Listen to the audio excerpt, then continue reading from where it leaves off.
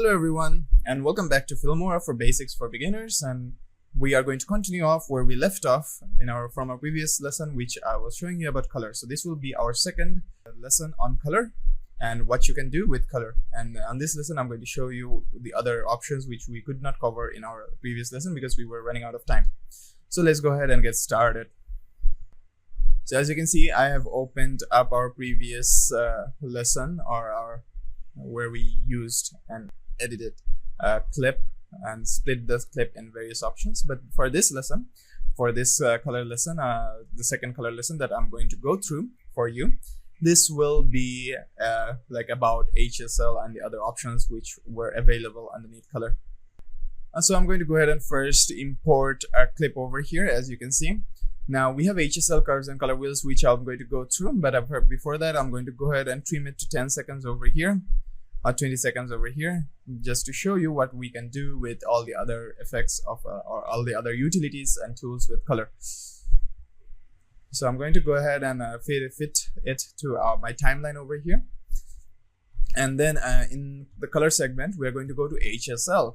So HSL is basically hue, saturation, and luminance. So hue, saturation, and luminance are basically as you can guess, the hue, it changes the hue, the saturation, and the luminance of the video clip. Now these are the same cases for any kind of photos as well. So if you were to change this, let's say you have a still photo over here, and if you were to change the hue, saturation, and luminance, it will also change how the colors look like in hue, saturation, and luminance for that specific photo or clip or video.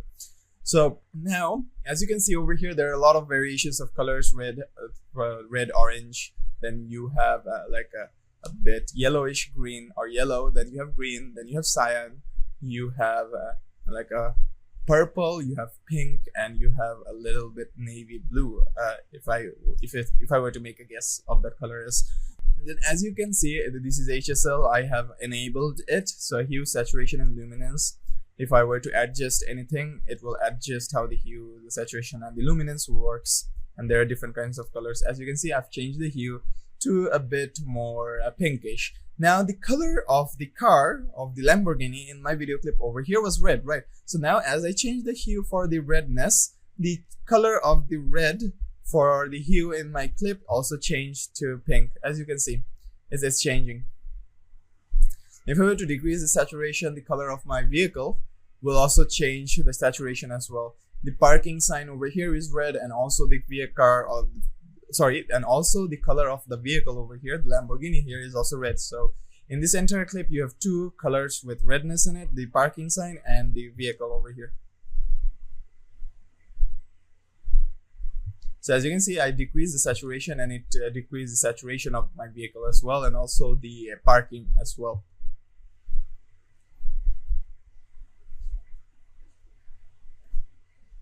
Now, if I were to go to orange and change anything, nothing of that color will change in my entire clip here, because we rarely have any kinds of shades of orange color inside our clip over here.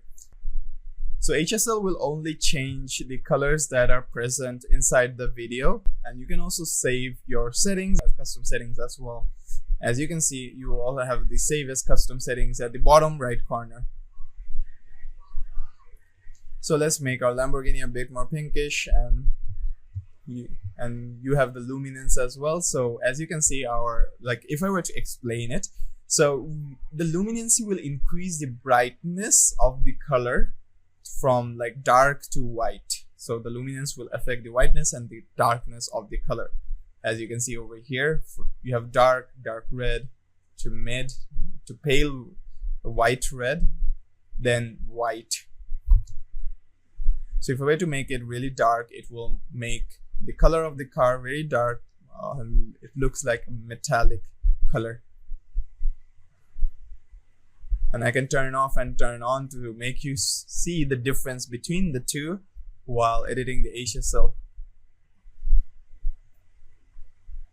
And as you can see, if I were to turn off and turn on, the white shades of our entire clip changes. As you can see, the walk path for humans over here, or the footpath or the sidewalk, more or less, changes the color as well, because we have a bit of shade of reddish hue on the sidewalk as well, but that is barely noticeable. But once we change and work around with the hue, we can see the difference that it's making. So I'll just decrease the saturation up a bit so that the vehicle retains its hue color, which I've changed, but the pink color for the sidewalk, or the color for the sidewalk, goes away if I were to decrease down the saturation. If I were to increase the luminosity a bit, as you can see, it became bright pinkish color because of the hue to be very dark. I'll just keep that at middle so that everything looks neat and clean. And you can work with HSL to figure out what kind of color ranges that your clip has.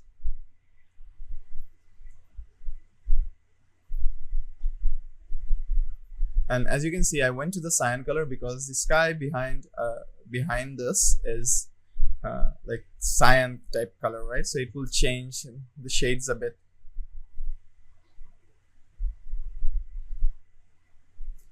Now if I were to play it and turn off and turn on to see, as you can see, there is the difference between the two.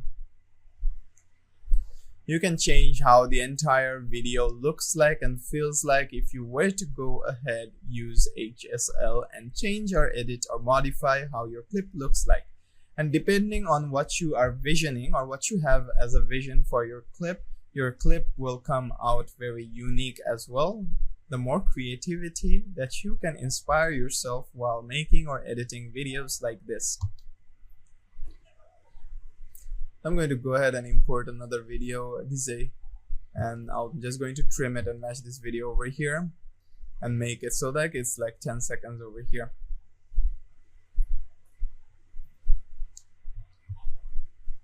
Now we're going to work with curves. Now, as you can see, the curves is enabled and you have 3 forms of curves: the red, the green, the blue.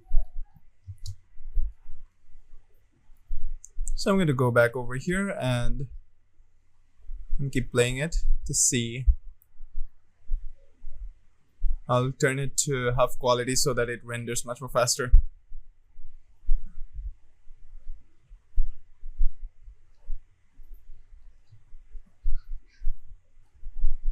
So I'm going to go to where most of the greens of this video is shown, and I'm going to go to curves over here. So the Y curve over here, the line over here represents the whiteness, the Y that is. If I were to like click and drag on any part of this white curve, it's going to change how the light works or how the whiteness works, and you can see the chart or the graph where the whiteness is shown here. The entire spectrum. So if I were to increase this, as you can see, and you can also see the amount of blue, green, and red is affecting the video. So let's say you want to decrease the red over here, you can go to the red segment and you can change it or lower it down to however you want.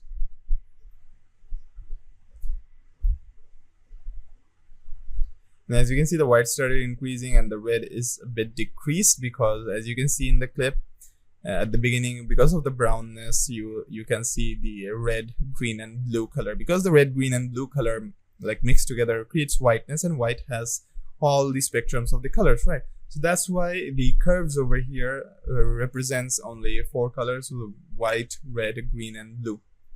White affects the red, green, and blue, and you can specifically edit the red, green, and blue from any part of this video clip as well. And as you can see, because of the blue and the green, the redness or the brownness, which is in between redness, is low in the clip.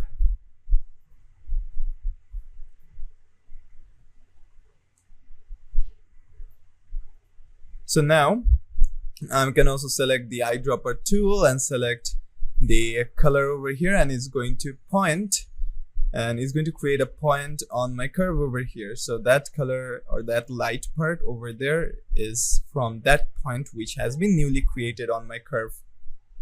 And as you can see, now 3 points have been selected. 1 point I've created and adjusted manually, and the 2 points were added through the eyedropper tool over here.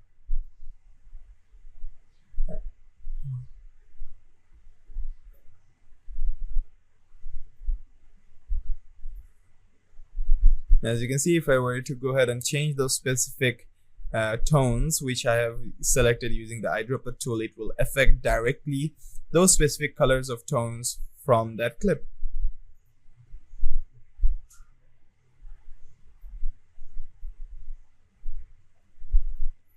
Now I'm going to go ahead and play it, and as you can see, the changes I've made have already been applied to the entire video. And I can also reset everything using that reset icon. Now red over here, as you can see, if I were to increase or decrease the red, it will increase the redness, the green as well, and the blue as well. And if I were to increase everything like this together, it basically affects the whiteness as well. That's this is one of the reasons why, like, instead of just red, blue, green and blue curve, you also have the white curve.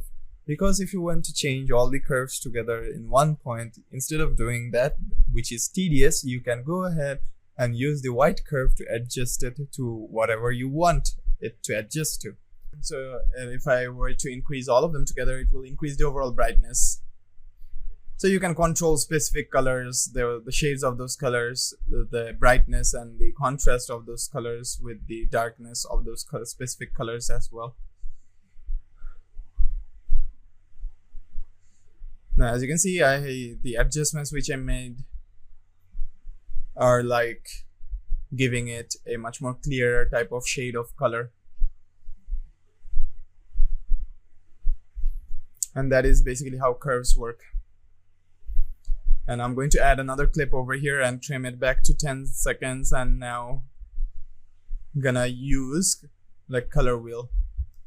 So color wheels over here, as you can see, color wheels are basically the same as like basic HSL or curves, but instead of this, you have highlights, midtones, and shadows. Now highlights are the high tones, which I mentioned before, midtones are the midtones, and the shadows are the darker parts of the image or the clip or the video.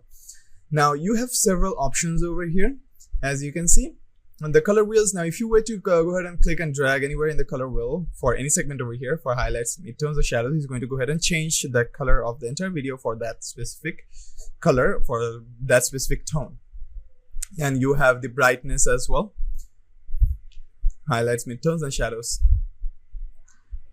As I mentioned before, how highlights, like you can use change highlights to change the high tones. Midtones, if you were to change anything, it's going to change the midder tones or the grayish tones, and the shadows will decrease or increase the, as you see, when I adjust these settings, it will adjust those specific values. And as you can see, I can reset all of these values. And as you can see, these are the midtones. And as you can see, if I were to increase or decrease the shadows. And as you can see, I increase the midtones, which will make sure that the grayish parts are much more visible. I decrease the highlights so that the light matches with the midtones, and I decrease the shadows so that everything is now overall balanced in case of lighting, and you can see the image or the clip or the video much more clearly.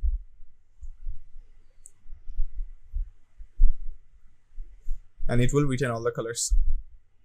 And you can also change how the color works with the variables. As you see, if I were to hover my mouse on top of any parts here, highlights, midtones, or shadows, a marker will come up in the middle. So the middle part basically represents the whiteness, and if I were to move that middle marker anywhere, it's going to change the values. So you can manually change the values using those numbers. As you can see, the 0.00 for each case for highlights, midtones, and shadows. Those are the red, green, and blue hues.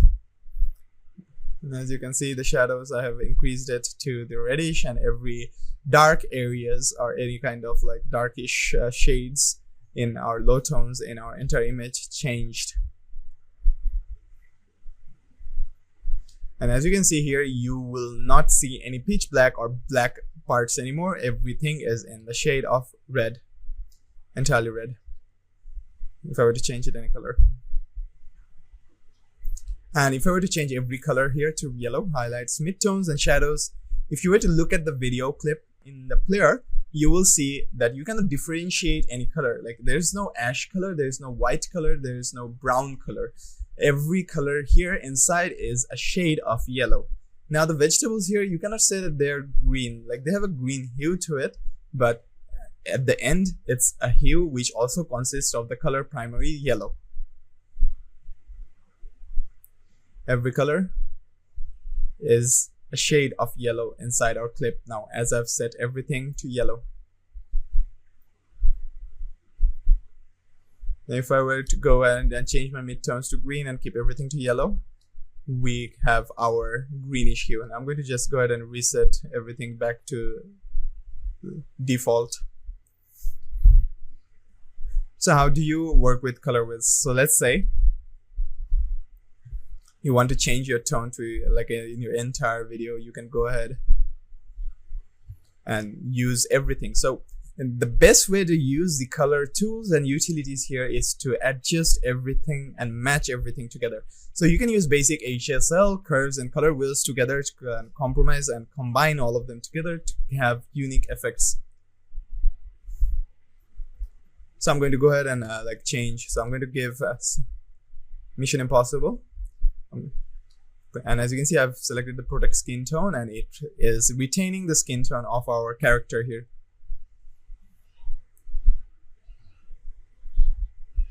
Let's go for a cooler temperature and then color over here. Let's go ahead and increase the exposure and brightness down a bit. So I'm going to make it less contrasty. I can also change the contrast and the brightness, or I could just increase the shadows a bit. We already have a lot of whiteness to it, but I'll go ahead and add it, and I'm going to go ahead and increase the blackness up a bit so that we have a much more clearer image and focused image, and it looks way more better than before. And I'm going to go ahead and increase the sharpness as well, so our image looks much more crisp, and the vegetables here, the leaves of the vegetables look much more crisper and sharper. Now we're going to go to HSL and go to our green segment over here, because we have a lot of greenery in our image, and as I've mentioned before, the hue, saturation, and luminance underneath HSL will affect that specific color which I've selected and which I'm going to go ahead and edit now. So I'm going to change the hue to a much more greenish shade and increase the saturation a bit so that the green vegetables here look much more vibrant. And the luminosity, I'm going to go ahead and make it darker so that the greens pop out more. Now I'll go to the curves and go to the green, and I'm going to go ahead and increase this up a bit.